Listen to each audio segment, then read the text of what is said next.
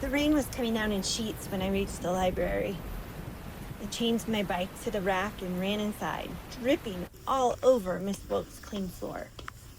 She barely glanced up from her Reader's Digest, just another kid seeking shelter from the storm. If only she knew what I was really there for. I headed straight for the children's section, the shelf where C.S. Lewis lived, where the lion, the witch, and the wardrobe should be waiting. And there it was. But something was wrong. This wasn't the paperback copy I remembered. This was hardbound, heavy, with gold lettering that caught the light like a warning. I'd never seen this book before, and in a library this small, I knew every book. My hand hovered over the spine because I understood now. This wasn't a coincidence. Someone had placed it there. Someone who knew I'd come looking. Someone who'd been leaving me breadcrumbs all summer long. The rose jar in my yard, Alma's shirt under the park bench, the truck that always appeared at just the right moment, wasn't solving a mystery. I was following a script. I pulled the book toward me, expecting it to come free. Instead, it tilted backward with a soft click, and the entire bookshelf, the entire section of the wall, swung inward like a door. Cool air rushed past my face, carrying the scent of old stone and something else. Something sweet that made my stomach turn. Roses. Old roses.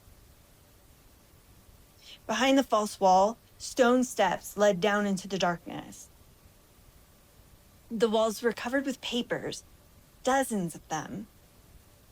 In the dim light filtering down from above, I could see they were children's drawings.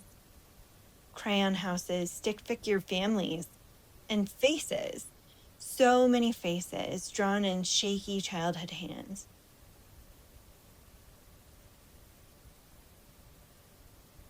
I should have run. Any rational person would have run. But I was 10 years old and I'd spent the whole summer convincing myself I was Nancy Drew. Thought I was about to save the day. The stairs curved, leading deeper underground. Deeper than any basement should go.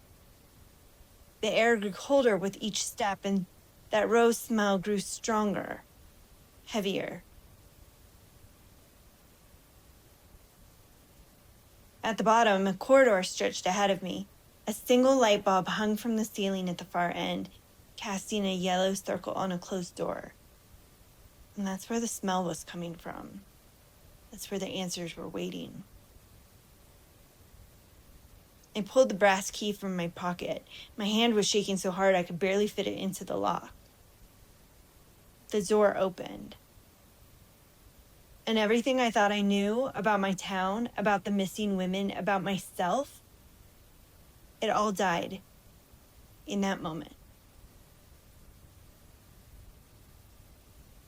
What I found behind that door,